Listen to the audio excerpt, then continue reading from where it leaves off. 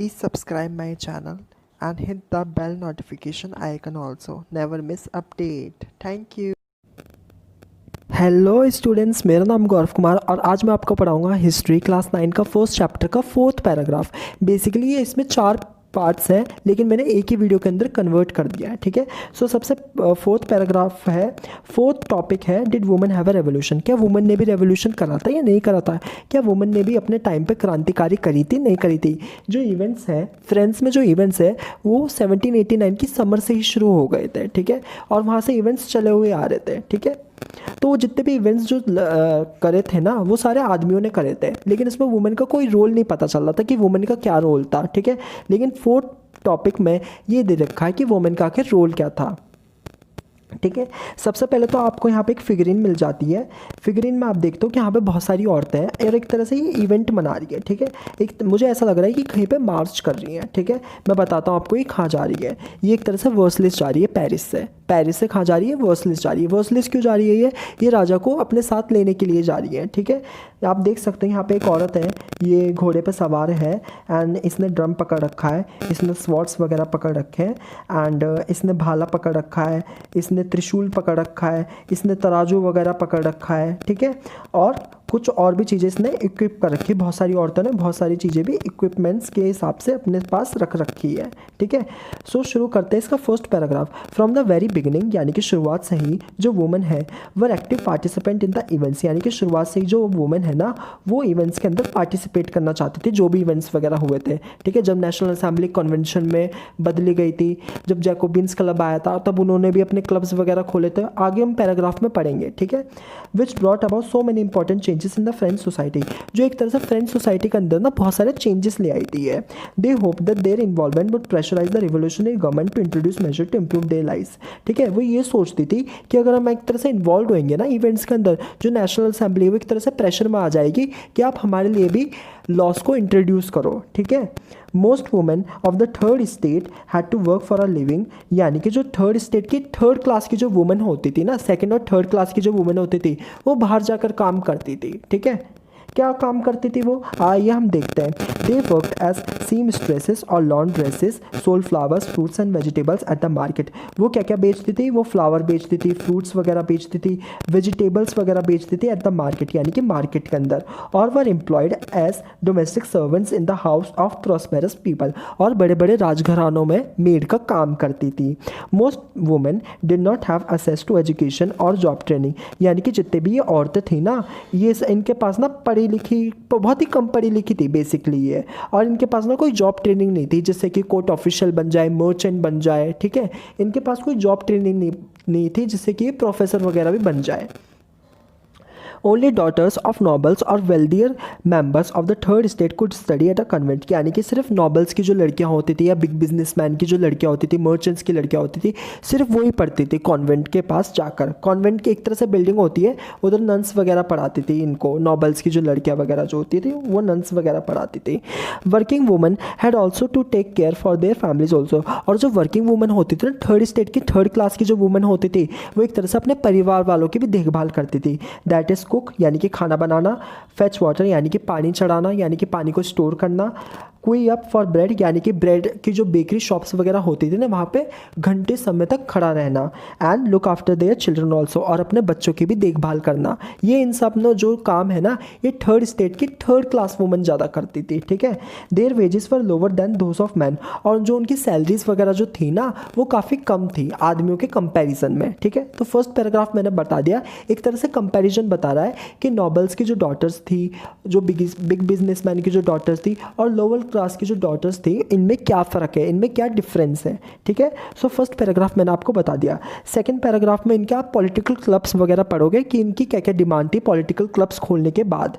ठीक है, in order to discuss and voice their interest, women started their own political clubs and newspaper, यानी कि अपनी voice को बढ़ाने के लिए इन्होंने खुद के पॉलिटिकल क्लब्स खोले और न्यूज़पेपर भी खोले। ठीक है, about 60 women's club came up in different French cities, यानी कि कम से कम 60 पॉलिटिकल क्लब खोले गए थे फ्रेंच सिटी के अंदर। The society of revolutionary and Republican women was the most famous of them, यानी कि सोसाइटी ऑफ रिवोल्यूशनरी और रिपब्लिकन वुमेन, ये 2 क्लब सबसे मोस्ट फेमस क्लब थे पूरी फ्रेंच सोसाइटी के अंदर। सो गाइज अब आप यहाँ पर आता है one of their main demands was the women enjoy the same political rights as women, ठीक है।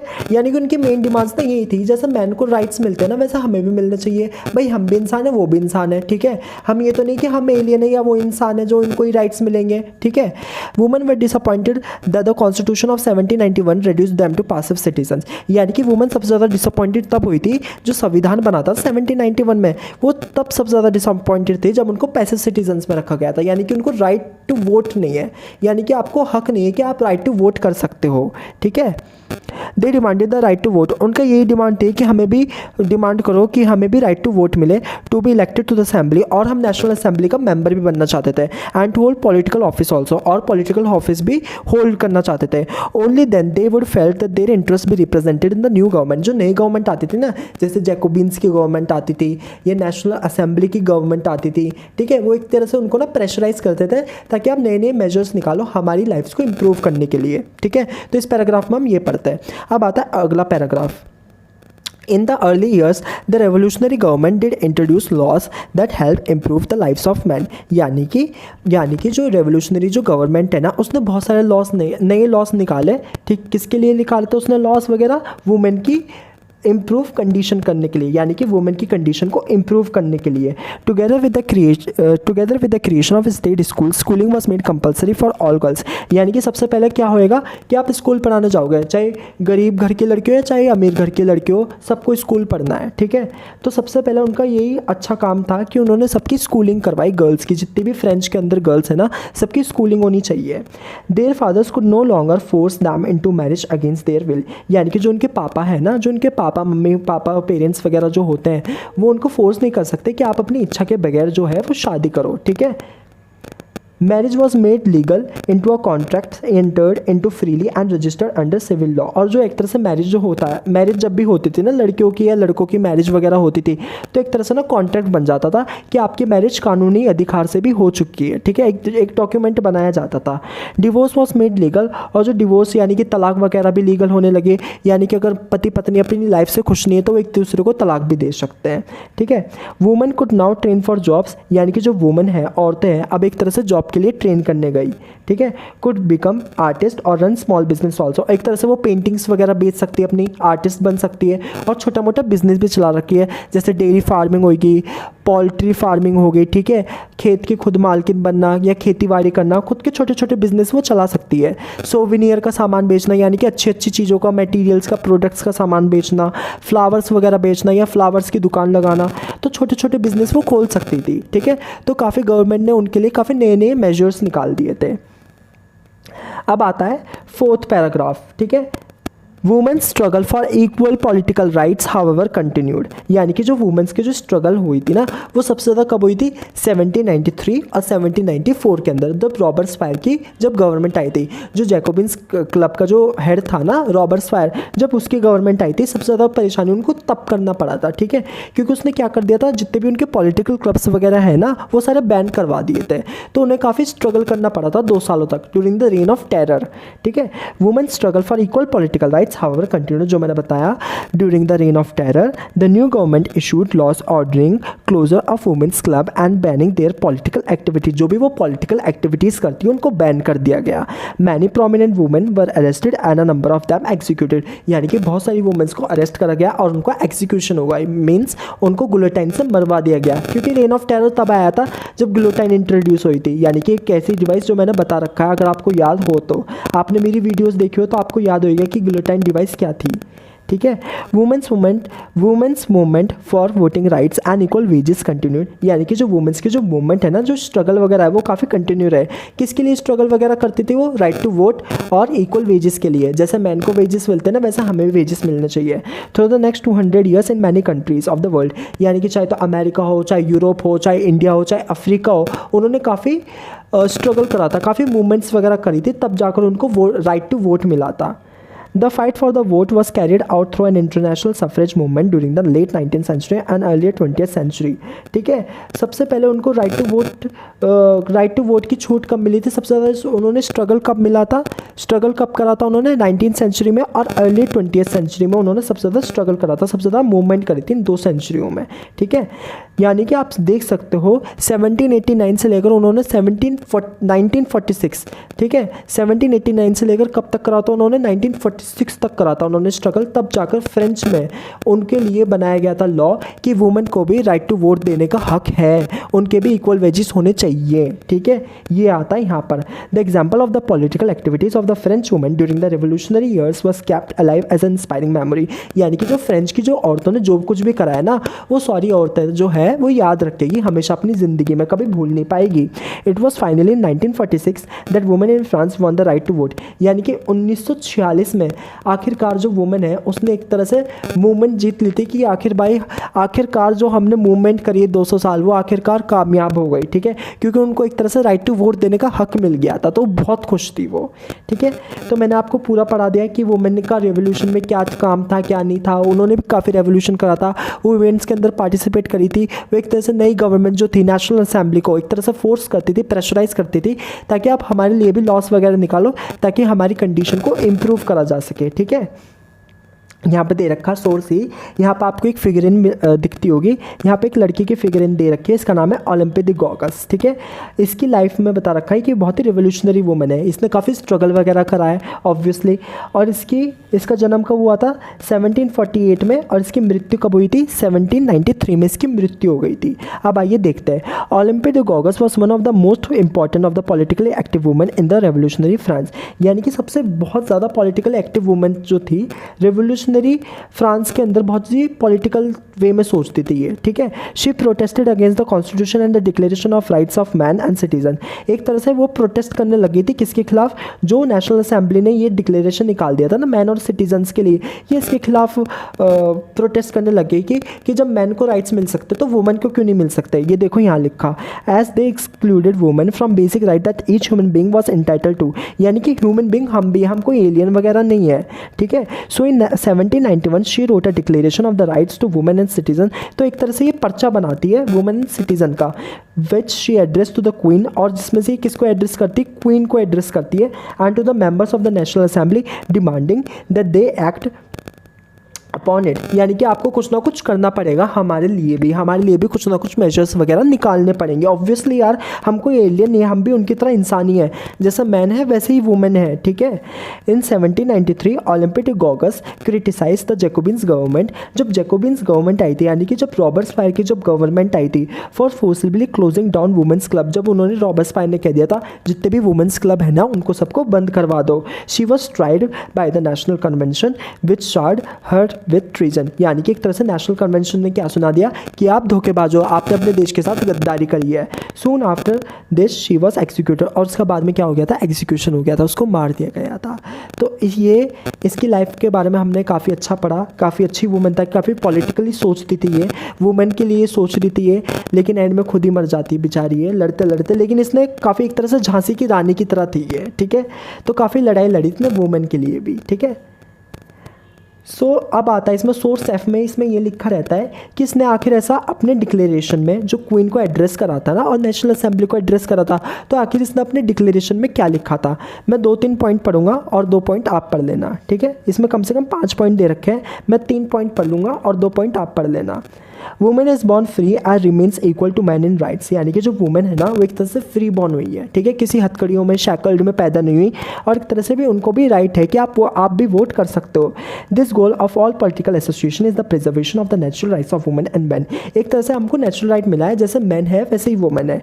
दीज राइट्स आर लिबर्टी, जैसे कि लिबर्टी, फ्रीडम ऑफ स्पीच जो हम बोलते हैं, प्रॉपर्टी यानी कि हमको प्रॉपर्टी वगैरह मिलना चाहिए, सिक्योरिटी मिलना चाहिए, and above all resistance to operation.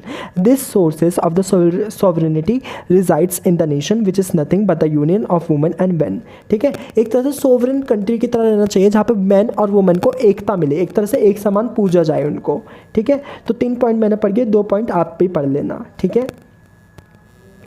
सो यहाँ पे एक फिगरिन दे रखी है दोबारा से, यहाँ पे दिख सकता है आपको, यहाँ पे बहुत सारी वुमेंस खड़ी है और यहाँ पे पीछे एक सैनिक भी खड़ा है, मेरे ख्याल से उसने स्वॉर्ड्स वगैरह अपने हाथ में ले रखी है। एंड यहाँ पे देखते हो यहाँ पे एक आदमी है, ठीक है। यहाँ पे एक कुत्ता भी दिख रहा है मेरे को वैसे, ठीक है। यहाँ पे एक आदमी है तो इसने बहुत बड़ा ब्रेड का लोफ ले रखा है, ठीक है। एक तरह से यहाँ पे वुमेन्स जो है ना इसका लोफ जो है ना वो छुड़ा रही है, क्योंकि एक तरह से वो परेशान हो चुकी है, क्योंकि वो बहुत समय तक बेकरी पे खड़ी रहती थी। ये देखो एक तरह से बेकरी की फ़ोटो है ये, ठीक है। Women's queuing up at the bakery, यानी कि वुमेन्स बहुत घंटे तक खड़ी रहती थी बेकरी के पास, ठीक है। तो मैंने पढ़ा दिया है इसको पूरा। अब आता है the abolition of slavery. So guys अब आता है the abolition of slavery. Basically abolition of slavery का मतलब क्या होता है, एक तरह से इस चैप्टर का 5th टॉपिक है द एबोलिशन ऑफ स्लेवरी। मैं बताता हूँ इसमें, मैं आपको इसमें शॉर्ट टिप्स दूंगा तो आपको समझ आ जाएगा इजी, ठीक है। स्लेवरी का मतलब क्या होता है, गुलामी करना, ठीक है। कौन गुलामी करता था, नीग्रूज गुलामी करते थे, किसकी, फ्रेंच पीपल की गुलामी करते थे। क्यों गुलामी करते थे वो इस टॉपिक में दे रखा है, वो मैं आपको बाद में बताऊंगा। सबसे पहले मैं आपको इसकी शॉर्ट टिप्स दे दूंगा। ये जो स्लेवरी सिस्टम है कब बिगिन हुआ था, ये 17th सेंचुरी में बिगिन हुआ था। इसको किसने अबॉलिश करवाया था, इसको जैकोबिन्स क्लब ने जो है इसको अबॉलिश करवाया था, ठीक है। क्यों अबॉलिश करवाया था, क्योंकि जैकोबिन्स क्लब जो है वो ये सोचते थे जैसे हम मैन है ना, हम मैन है यूरोप के, वैसे ये भी अपने नेशंस के मैन हैं, तो इनको भी राइट मिलना चाहिए। जो नेशनल असेंबली है ना वो ये सोचती थी, ठीक है। तो आइए पढ़ते हैं इसका first paragraph. One of the most revolutionary social reform of the Jacobins regime was the abolition of slavery in the French colonies, यानी कि सबसे बढ़िया काम जो जैकोबिन्स क्लब ने करा है वो करा है एबोलिशन ऑफ स्लेवरी, यानी कि एबोलिशन ऑफ स्लेवरी यानी कि गुलामी को हटा दिया उन्होंने, ठीक है, फ्रेंच कॉलोनीज से। The colonies in the Caribbean, Martinique, Guadeloupe and Saint Domingue were important suppliers of commodities such as tobacco, indigo, sugar and coffee, ठीक है। फ्रेंच की एक तरह से कॉलोनीज थी, ठीक है, अफ्रीका में ये 4 कॉलोनीज थी, ठीक है, जैसे the Caribbean, Martinique, Guadeloupe and Saint Domingue, ये फ्रेंच की कॉलोनीज थी। फ्रेंच ने इसको एक तरह से अपने कंट्रोल में कर रखा था, ठीक है। और वहाँ पर जो लोग हैं वो बहुत इंपॉर्टेंट कमोडिटीज़ उगाते थे, बहुत इंपॉर्टेंट प्रोड्यूसेस उगाते थे अपने खेतों के अंदर, दैट इज़ द तंबाकू, इंडिगो, शुगर और कॉफ़ी, 4 चीज़ें उगाते थे वो, ठीक है। But the reluctance of Europeans to go and work in distance and on familiar lands means a shortage of labour on the plantation.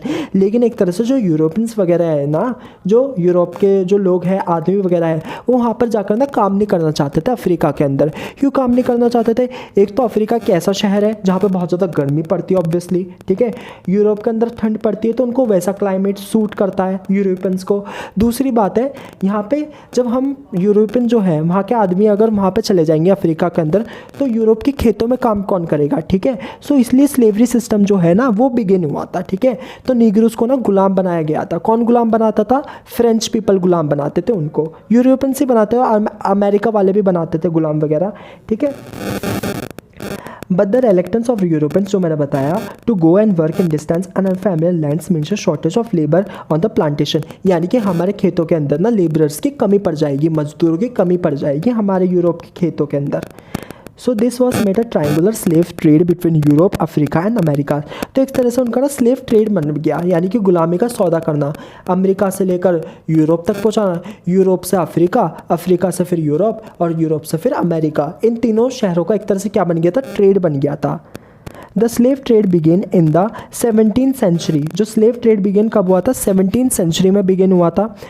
French merchants sail from the ports of Bordeaux और Nantes to the African courts, यानी कि जो French के जो merchants वगैरह है ना जो सेल करते थे वो कहाँ पे जाते थे, वो यूरोप के बॉर्डर पर, यानी कि यूरोप के पोर्ट्स पे जाते थे वो, दैट इज़ द बॉर्डेक्स और नेंटिस। ये 2 मेन पोर्ट्स थे यूरोप के, बॉर्डेक्स और Nantes, to the African coast, और वो कहाँ जाते थे, अफ्रीका के नेशन तक जाते थे। Where they brought slaves from the local chieftains, और जिसमें से वो स्लेव्स कहाँ से लाते थे, लोकल चिफ्टन्स बेचते थे उनको, जो वहाँ के लोकल चिफ्टन्स वगैरह होते ना अफ्रीका के, वो बेचते थे उनको, निग्रूस को। ब्रांडेड एंड शैकल्ड, एक तरह से उनको हाथों में हथकड़ियाँ बंधी रहती थी। The slaves were packed tightly into ships, एक तरह से उनको एकदम से टाइटली पैक करा जाता था।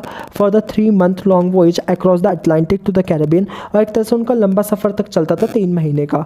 दे were sold to plantation owners, और एक तरह से उनको कहाँ बेचा जाता था, खेतों के मालिक को। The exploitation of the slave labour made it possible to meet the growing demand in European market for sugar, coffee and Indigo.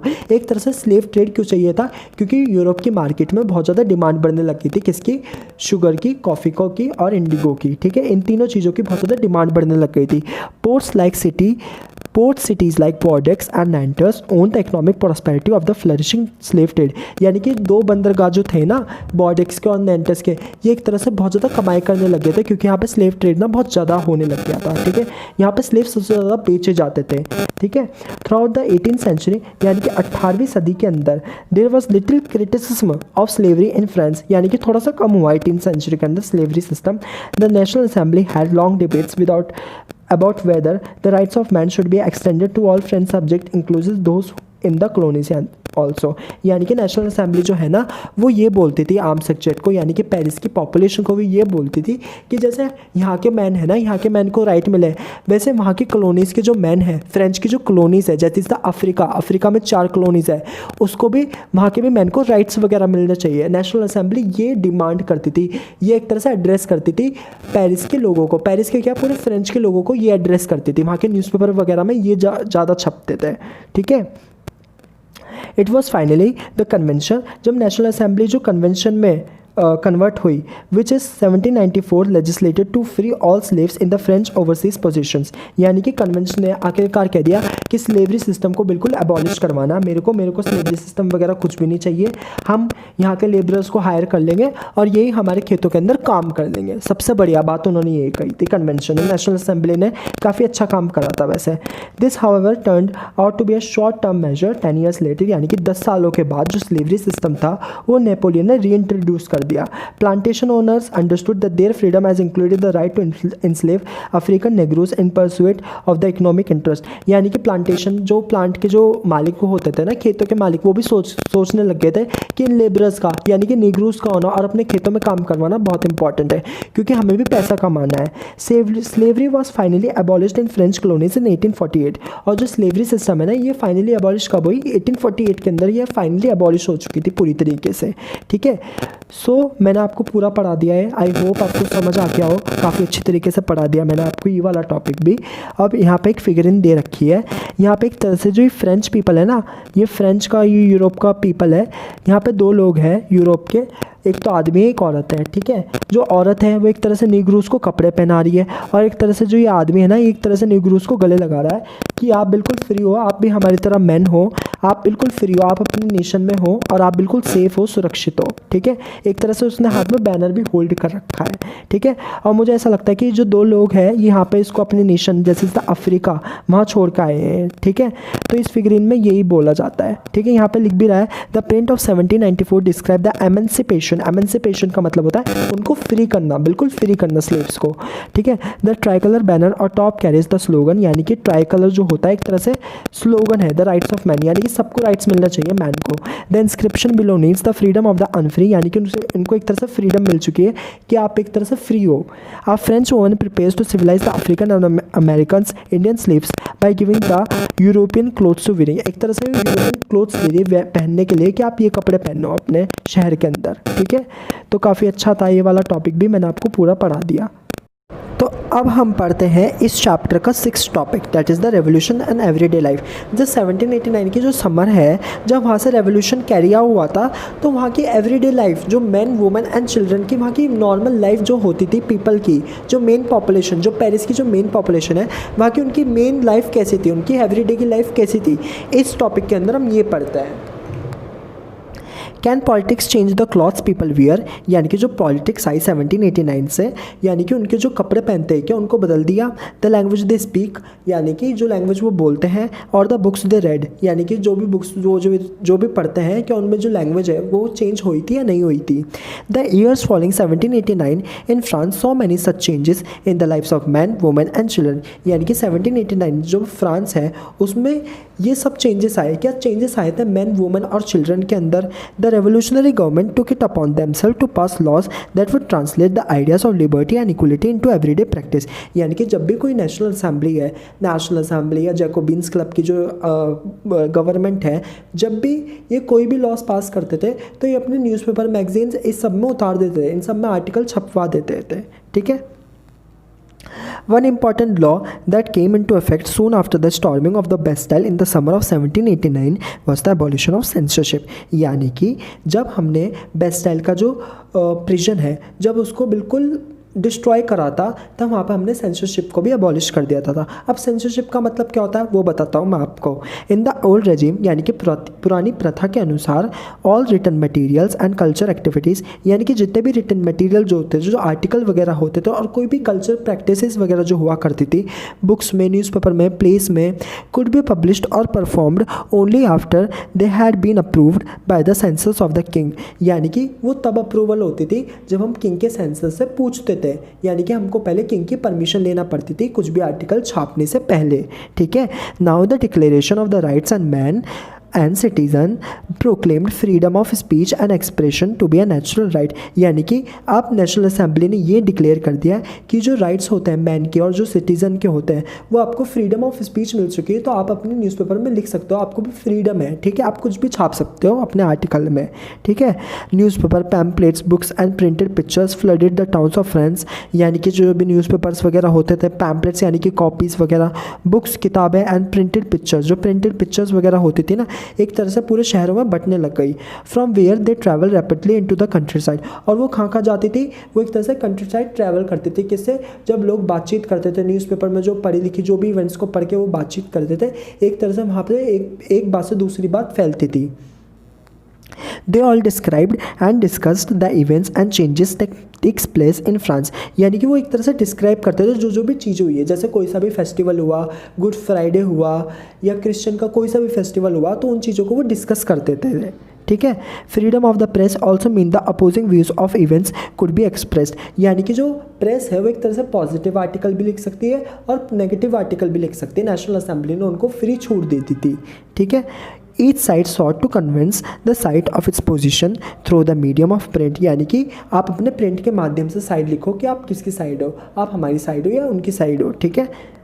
Play songs and festive positions attracted large number of people, जब भी कोई भी गाना बजता था या कोई सा भी गाना बजता था, प्ले होता था, नाटक होता था, नृत्य होता था, फेस्टिवल होता था, तो वो लार्ज नंबर ऑफ पीपल को अट्रैक्ट करता था। ठीक है। लिबर्टी के टाइम पर, यानी कि आप नेशनल असेंबली ने ये कह दिया कि आपको लिबर्टी है, मैन को कह दिया कि आप कुछ भी कर सकते हो अपने फ्रेंच नेशन में। ठीक है। This was one way they could grasp and identify with ideas such as liberty और justice that political philosophers wrote about at Latin text, जो पॉलिटिकल के जो फिलोसफर्स होते हैं वो अपनी बुक के अंदर उनके आइडियाज़ वगैरह लिखते थे, यानी कि किस किस टाइप की उनको लिबर्टी वगैरह थी। ठीक है। और एजुकेटेड जो पीपल होते थे वो ही उनको पढ़ते थे उन आर्टिकल को, उनकी बुक्स को, फिलोसफर्स की बुक्स को, पैम्पलेट को। ठीक है। जो एजुकेटेड पीपल होते थे, नोबल पर्सन होते थे, थर्ड स्टेट के जो एजुकेटेड पीपल होते थे वो ही पढ़ सकते थे उनकी फिलोसफर्स की बुक को। ठीक है। तो मैंने 6 टॉपिक में आपको बता दिया कि उनकी एवरीडे की लाइफ जो थी रेवोल्यूशन के टाइम पर से उनकी एवरीडे की लाइफ कैसी थी, उन्होंने चेंज आया था या नहीं आया था। वुमेंस में भी बहुत ज़्यादा चेंज आया, उन्होंने खुद के पॉलिटिकल क्लब्स खोले, उन्होंने न्यूज़पेपर्स खोले। यहाँ पर चिल्ड्रंस का कुछ नहीं दे रखा कि उनमें क्या चेंजेस आया, कुछ नहीं आया। ठीक है। इसमें मेन का दे रखा है, वुमेन का दे रखा है। ठीक है। चिल्ड्रन का यहाँ पर कुछ नहीं दे रखा चेंज, तो मैं कुछ बता भी नहीं सकता कि उनमें चेंजेस आए थे या नहीं आए थे। ठीक है। लेकिन मैंने बताया आपको कि जो भी चेंजेस आए वो मैंने आपको इस टॉपिक के अंदर बता दिए। सो गाइस, अब यहाँ पर आता है आखिरी टॉपिक, आता है कंक्लूजन इस चैप्टर का। ऑब्वियसली मैंने पूरा जो चैप्टर है वो एक तरह से कंप्लीट कर दिया, ऑलमोस्ट अपना जो पूरा चैप्टर है वो कंप्लीट कर दिया है। And I am so sorry कि मैं बहुत ही लेट वीडियो डालता हूँ, I am really sorry for that. लेकिन मैं आपसे प्रॉमिस करता हूँ कि हर 3 दिन के अंदर आपको फ्रेश वीडियो मिला करेगी यूट्यूब के चैनल पर। सो आप please subscribe my channel and hit the bell notification icon also, you will never miss an update. ठीक है। सो अब हमको यहाँ पे एक फिगरिन दे रखी है। ठीक है। यहाँ पे बहुत सारे लोग खड़े हैं, फ्रेंच की पिक्चर दे रखी है। ठीक है। फ्रेंच के पीपल है। यहाँ पे एक आदमी खड़ा है, एक तरह से ये एड्रेस कर रहा है। यहाँ पे बहुत सारे आदमी वगैरह खड़े हुए हैं, एक तरह से ये एड्रेस कर रहा है कुछ लोगों को। मारट एड्रेसिंग द पीपल, एक तरह से एड्रेसिंग करता है पीपल को। This is a painting by Louis Leopold Boilly, एक तरह से ये पेंटिंग किसने बनाई है, लुइस लियोपोल्ड बॉयली, इसने ये पेंटिंग बनाई है। Recall what you have learned about mart in the chapter, यानी कि आप समझो कि आपने मारट के अंदर क्या पढ़ा है चैप्टर के अंदर, मारट के बारे में आपने क्या पढ़ा है चैप्टर के अंदर। Describe the scene around him, आप एक तरह से से सीन को डिस्क्राइब करो कि एक तरह से वो क्या कर रहा है। मुझे तो ऐसा ही लग रहा है कि कुछ ना घोषणा सुना रहा है फ्रांस के पीपल में, या राजा ने कुछ ना कुछ घोषणा दी होगी, या फिर नेशनल असेंबली ने कुछ ना कुछ घोषणा दी होगी, तो एक तरह से सुना रहा है लोगों के अंदर, लोगों के बीच खड़े होकर, ठीक है। तो पहले कुछ जो होते थे ना, मैरिज जो होते थे, वो एक तरह से ढोल वगैरह लेकर आते थे, एक तरह से घोषणा बड़े स्टेज से चढ़कर एक तरह से घोषणा सुनाते थे कि राजा ने ये सुनाया, ये हुक्म सुनाया, या राजा का ये मैसेज है आप लोगों को, ठीक है। Account for his great popularity, what kind of reactions would a painting be like the produce among viewers in the salon। यानी कि एक तरह से सैलॉन के अंदर उनकी पेंटिंग्स लगाए जाते थे कि मैरिट क्या क्या एड्रेस कर रहा है लोगों को। तो मैंने काफ़ी फिगरिन आपको जो है ये समझा दी है। ये देखो, ये रहा मैरिट, ये खड़ा हुआ है मैरिट, और ये एड्रेस कर रहा है लोगों को, कुछ ना कुछ वर्ड्स एड्रेस कर रहा है, कुछ स्पीच एड्रेस कर रहा है लोगों को, ठीक है। तो मैंने कंक्लूजन से पहले आपको ये फिगरिन जो है ये अच्छे तरीके से बता दी है कि इसका मतलब क्या है। अब आता है इसका conclusion. In 1804 Napoleon Bonaparte crowned himself emperor of France. यानी कि 1804 के अंदर कौन आया? नेपोलियन बोनापार्टे आया, और उसने एक तरह से फ्रांस को एक तरह से अपना मालिक माना, ठीक है। He set out to conquer neighbouring European countries, disposing dynasties and creating kingdoms where he placed members of his families. यानी कि एक तरह से जो बाकी नेशंस होते हैं ना, नेबरिंग कंट्रीज़ के जितने भी किंगडम्स हैं उसको तबाह करके अपनी की जो फैमिली के जो मेंबर्स है वहाँ पर बिठा रहा है, वो वहाँ पर इस्टेब्लिश कर रहा है अपनी फैमिली के मेंबर्स को, ठीक है। Napoleon saw as his role as a modernizer of Europe. He introduced many laws such as protection of private property and a uniform system of weights and measures provided by the decimal system. उसने बहुत सारे loss को क्या करा, provide करा, establish करा। उसने बहुत सारे लॉस बनाए, जैसे कि प्राइवेट प्रॉपर्टी की रक्षा करना और डेसिमल सिस्टम को इंट्रोड्यूस करना। यानी कि जो भी सब्जियाँ, फ्रूट्स वगैरह जो भी दिए जाएंगे ना, वो एक तरह से नाप तोल के दिए जाएंगे, ऐसे ही नहीं दिए जाएंगे, ठीक है। Initially many saw Napoleon as a liberator who would bring freedom for the people. यानी कि बहुत सारे लोगों ने सोचा कि जो नेपोलियन बोनापार्टे एक तरह से हमें फ्रीडम दिलाना आया है, यानी कि आज़ादी दिलाने आया है, ठीक है। लेकिन जो soon the Napoleonic armies came to be viewed everywhere as an invading force. यानी कि नेपोलियनिक आर्मी जो होती है ना, वो एक तरह से पूरे शहर में फैल गई, तो लोगों को ये लगा कि हमारे शहर को ये तबाह करना चाहता है Napoleon Bonaparte. He was finally defeated at Waterloo in 1815। और वो फाइनली कहाँ डिफीट हुआ? वो वाटरलू की लड़ाई जो हुई थी ना, ठीक है, वहाँ पे वो डिफीट हो गया था 1815 के अंदर, ठीक है। तो उसने कम से कम 14 या 10 सालों तक राज करा था पूरे यूरोप में, ठीक है। Many of his measures that carried the revolutionary ideas of liberty and model laws to other parts of Europe had an impact on people long after Napoleonic had left. जब नेपोलियन छोड़ के गया, जो Napoleon छोड़ के गया ना जब यूरोप, जब वो मर गया था या मार दिया गया था उसको, नेपोलियन बोनापार्टे को, ठीक है, तो उसके आइडियाज़ जो थे वो पब्लिक जो है वो शेयर करती थी अपने आइडियाज़ कि कैसा राजा है, कैसा नहीं है, कैसा राजा है, क्या क्या उसके आइडियाज़ थे, क्या क्या उसकी पॉलिसीज़ थी। जो ये फ्रेंच जो पीपल है ये पूरी एवरीडे की लाइफ में अपने डिस्कस करते थे, ठीक है। The ideas of liberty and democratic rights were the most important legacy of the French revolution. जब फ्रेंच रेवोल्यूशन जो हुई थी ना, जो भी उसकी लिबर्टी या डेमोक्रेटिक राइट्स जो हुए थे, वो सब लोगों को इंस्पायर करते हैं। जो पेरिस पॉपुलेशन, जो आम पेरिस की जो पॉपुलेशन है ना, वो उसको इंस्पायर करते हैं। The spread from France to the rest of Europe. ये उनके आइडियाज़ जो वो कहाँ से फैले थे? फ्रांस से, पेरिस से फैले थे, पेरिस से, वर्सलिस से, कहाँ फैले थे? पूरी यूरोप के अंदर, that is the London, Britain, यहाँ तक फैल गए थे, स्विट्ज़रलैंड, जर्मनी, इटली, यहाँ तक उनके आइडियाज़ फैल गए थे। और बहुत सारे लोग जो है ना वो इंस्पायर हो गए थे। और ये पता है आइडियाज़ जो है ना ये इंडिया तक भी फैले थे। और सबसे ज़्यादा इंस्पायर पता है कौन हुआ था? राजा राम मोहन रॉय और टीपू सुल्तान। ये दो व्यक्ति जो थे वो फ्रेंच के जो पीपल है उनसे काफ़ी इंस्पायर हुए थे। वो भी ये सोच रहे थे कि एक तरह से ये हमें मदद दिलाना चाहते हैं, ये जो फ्रेंच रिवोल्यूशन हुआ है ये एक तरह से हमें भी मदद दिलाना चाहते हैं कि हमें किस तरह की लड़ाई लड़नी है, किससे? ब्रिटिशर्स के खिलाफ, ठीक है। The ideas of liberty and democratic rights were the most important legacy of the French revolution. सबसे दो इंपॉर्टेंट आइडियाज़ थे फ्रेंच पीपल के, दैट इज़ द लिबर्टी यानी कि आज़ादी, and democratic rights, that is the right to vote. They spread from France to the rest of Europe during the 19th century. ये एक तरह से आइडियाज़ कब फैले? 19th सेंचुरी के अंदर फैले, वेयर फ्यूडल सिस्टम जो था वो बिल्कुल एबॉलिश्ड हुआ था। जो मैंने बताया first state, second state and third state जो था वो पूरी तरीके से एबॉलिश्ड हो गया था। colonized people revoked the idea of freedom from bondage into the movements to create a sovereign nation state। यानी कि जो colonized जो people जो थे ना, एक तरह से जो हमारी इंडिया थी वो तो तब भी colonized कंट्री थी, तो एक तरह से हमारे जो लोग थे वो काफ़ी इंस्पायर हुए थे फ्रेंच के लोगों से, ठीक है। टीपू सुल्तान एंड राम मोहन रॉय, जो टीपू सुल्तान था और राम मोहन रॉय जो था, are two main examples of individuals who responded to the ideas coming from the revolutionary France. यानी कि रेवोल्यूशन जो हुआ था फ्रांस के अंदर, ये काफ़ी इंस्पायर हुए थे इससे, ठीक है। तो वो ये सोचते थे कि हमें भी ऐसी लड़ाई लड़नी चाहिए ब्रिटिशर्स के खिलाफ। तो ये चैप्टर पूरी तरीके से कंप्लीट हो चुका है।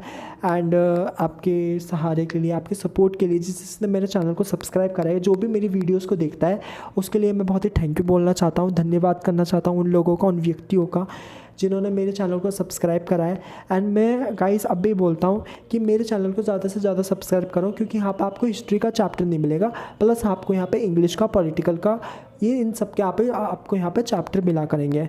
तो मिलते हैं एक नई वीडियो के साथ। और मैं बोल रहा हूँ कि मैं एक नई वीडियो के चैप्टर जो है ना, वो मैं बनाऊँगा 3-4 दिन बाद भी मैं शेयर कर दूँगा। मैंने आपसे प्रॉमिस करा था कि मैं 2 दिन बाद ना शेयर कर दूँगा इसकी वीडियो, ठीक है। तो मैंने अपना प्रॉमिस पूरा रखा, अब आप भी अपना प्रॉमिस पूरा रखो, मेरे चैनल को सब्सक्राइब कर दो और hit the bell notification icon also. और मिलते हैं एक नई वीडियो के साथ।